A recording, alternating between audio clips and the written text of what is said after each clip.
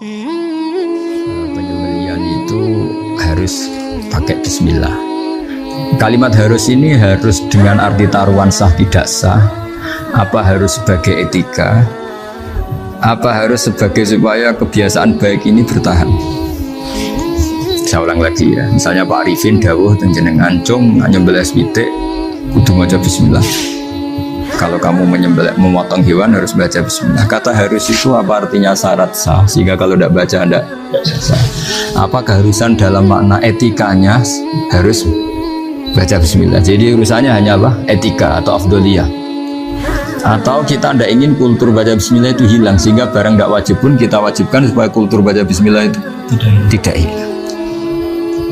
Nah, Imam Syafi'i itu milih yang tidak wajib, itu hanya urusan etika. Sehingga zabihatul muslim meskipun nggak baca bismillah, baik secara sengaja maupun lupa tetap halal ya, tetap sah, tetap halal. Tapi beberapa ulama mengatakan baca bismillah itu wajib dan menjadi syarat sah. Ya kira-kira karena pamit tadi, yang beri nyawa itu Allah, kok apa yang menghilangkan nggak pamit, sudah menghilangkan nyawanya ayam dimakan lagi. Wah itu selingkuhannya kan masih marah itu.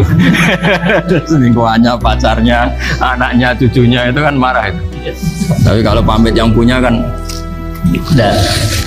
Coba kalau ayam cantik yang pas kamu sembelih itu lanangannya kan mangkel itu. Kalau kebetulan sudah tua kan karep-karepmu kan gitu. Jadi apa? Itu yang tahu Sarah.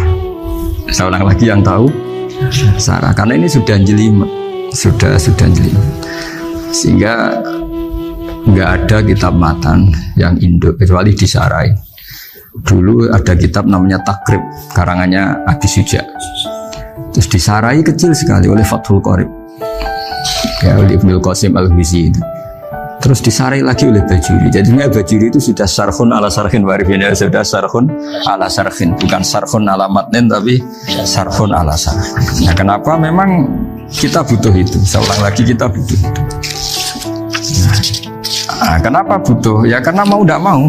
Saya ulang lagi, mau tidak mau. Karena matan itu seperti itu. Misalnya matan cerita, yang dikatakan menyembelih itu apa? Ya nyembelih itu ya nyembelih. Nyembelih itu memotong hewan. Terus motongnya dari mana? Kalau kamu motong hewan dari mana coba? Dari belakang atau dari depan? Dari mana? Depan misalnya. Pertanyaannya, ketika dari depan itu paling penting terpotong al-hulkum wal mari misalnya. Yang satu majrur to'am, yang satu majrur ruh, ya gitu, majrur nafas. Tapi andekan dari belakang gimana? Tapi tetap terpotong. Mulai ribet kan? Kalau kubu sebelah kan enak, pokoknya nggak sunnah Rasul seperti itu, nggak mau debat. Tapi kita enggak, cara berpikir enggak gitu. Ini kan status hukumnya halal apa haram ketika ada orang motong hewan dari belakang. Nah, terus kita berdebat kan, mesti berdebat itu mau dibilang haram, nyatanya memenuhi syarat apa tadi pemotongan. Hukumnya kena, amarinya kena. Mau dibilang halal, jangan-jangan pitiknya sudah pingsan, sudah mati karena dogrok-ogrok dari belakang. Nah, itu terus ulama debat, kan mungkin juga. Ya kan, pitiknya sudah setengah kena corona, pingsan terus. Ya kan, sudah pingsan terus digorok. Nah, seperti ini mau tidak mau kita harus detail. Detail artinya yang dikatakan menyembelih itu apa? Ya nanti tak bacakan takbir-takbir di Bajiriah sekaligus ijazah untuk jenengan semua. Saya tadi alhamdulillah ketemu Pak Arifin lama, ngendikan panjang lebar tentang pentingnya ilmu.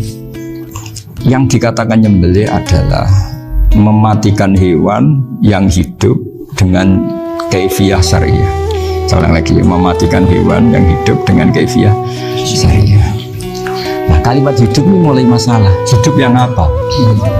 Misalnya ada hewan, saya sering kalau ngaji cerita, ada ayam jago ketandang mobil, ketabrak mobil, kejet-kejet. Enggak kamu sembelih pun 1 menit lagi pasti meninggal. Ini kan hanya koordinasi prosedur saja. Karena prosedur ayam mati harus kejet-kejet, nggak boleh nggak langsung peletes mati, nggak boleh. Nah, pertanyaannya ketika kejet-kejet ini kamu sembelih, itu halal apa enggak? Wong andekan enggak disembelih juga sudah mati. Artinya enggak penyembelihan ini kan enggak memberi kontribusi pematian, tapi enggak ngefek. Makanya terus ada perdebatan, ada hayatun mustaqirrah, ada hayatun ittirariyah, ada harokatu masbuh. Itu kalau nggak sarah nggak bisa. Lalu pertanyaan nakalnya begini, saya itu betul pernah ngalamin itu. Wayam jago itu kan mahal, apalagi kalau Bangkok kan. Saya pas jalan-jalan sama anak saya, sama jalan-jalan mau ke pasar itu di pertolongan dua rumah. Kusik halal tuh orang, kadang tanya orang awam, halal kata saya. Gitu. Padahal andai kan tidak disembelih ya pasti mati. Suatu saat ada yang mengkonfirmasi lagi. Saya bilang kalau kiai ya tidak pantas makan ayam gitu, tapi kalau kamu tidak kiai ya pantas saja. Daripada rata halal lo gerbeng eman kan ribet. Nah sebenarnya itu dalam mazhab Syafi'i itu tidak halal karena dia sudah tidak punya hayatun mustaqirrah. Karena tadi setengah menit lagi atau 1 menit lagi pasti mati. Kan dia belum mati karena koordinasi Israel saja tetap yang nyambil itu. Tetap kan nggak segampang itu kan, tetap prosedur apa? Jalankan SOP. SOP-nya harus ada. Nggak boleh mati selonang-selonang itu, nggak boleh. Tetap ada SOP kata Warikun ada SOP. Dia kalau sama saya bisa guyon kalau. Nah, tapi misalnya nanti pertanyaan, tapi dalam mazhab Maliki itu diabaikan, hayat mustaqirrah, hayat ittirariyah, hayat itu diabaikan. Cara berpikir Imam Malik lebih matematis. Kalau nggak disembelih itu matinya berapa menit? 1 menit lagi. Gara-gara disembelih dia mati sekarang. Berarti eksekutornya ya peso itu. Ya berarti peso itu memenuhi kriteria mematikan sesuatu yang masih hidup, hewan yang hidup dengan cara syar'i. Jadi andai kan ada rapat malaikat, matinya karena apa? Karena peso apa karena kecelakaan? Karena peso. Ya kan? Karena kalau nggak tanpa peso nunggu 1 menit, gara-gara disembelih langsung terjadi sekarang. Nah karena hukum halal ini yang menarik dan menguntungkan. Di bab ini orang jadi Malikiyah semua. Mana maksudnya ya? Jadi kita ini sebetulnya Syafi'i pecundang ya. Syafi'i partai politik. Jadi kalau sedang tidak menguntungkan ya kata siapa kita Syafi'i banget. Tidak juga itu. Ya, jadi karena tadi ya kalau pada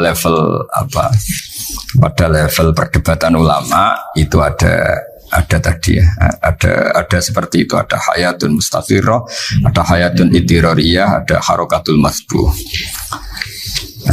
Jadi tak baca ya supaya dapat barokahnya.